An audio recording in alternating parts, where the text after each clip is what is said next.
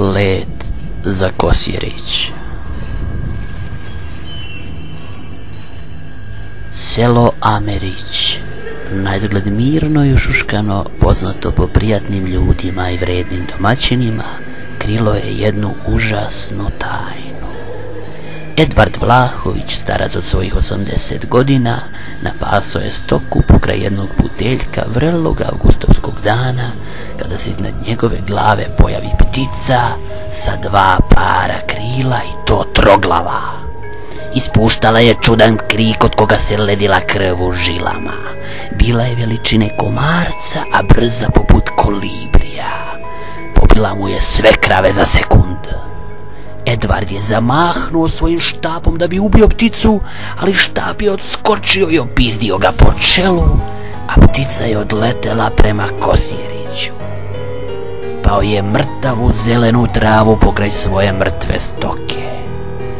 Dan je polako odmicao i tek negdje u sumrak lokalni mlekadžija Rastislav, prolazeći kamionom, primeti Edvarda pokraj puta.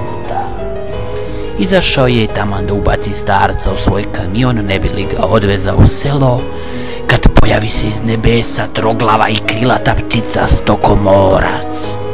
Sletela je Rastislavu na čelo i počela da ga kljuca među oči.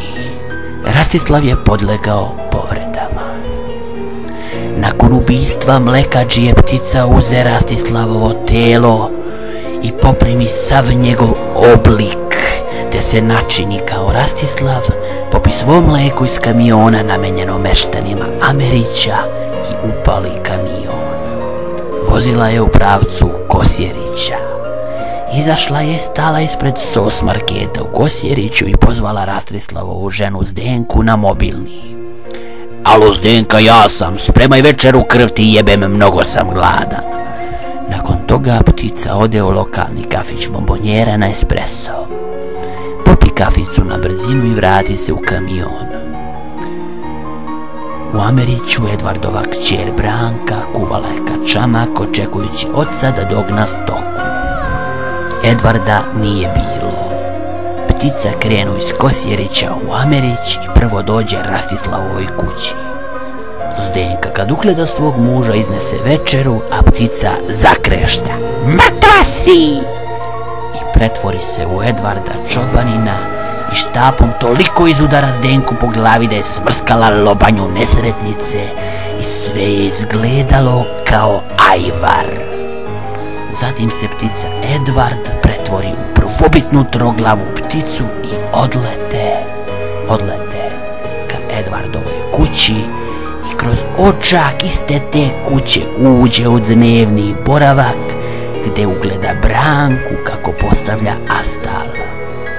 Sletio je na guz levi i poče besomučno da ga kljuje. Krv je liptala u potocima, a Branka je skičala od bola. Branka pade, a tanjiri u njenim rukama padoše sa njom. Branka je mrtva.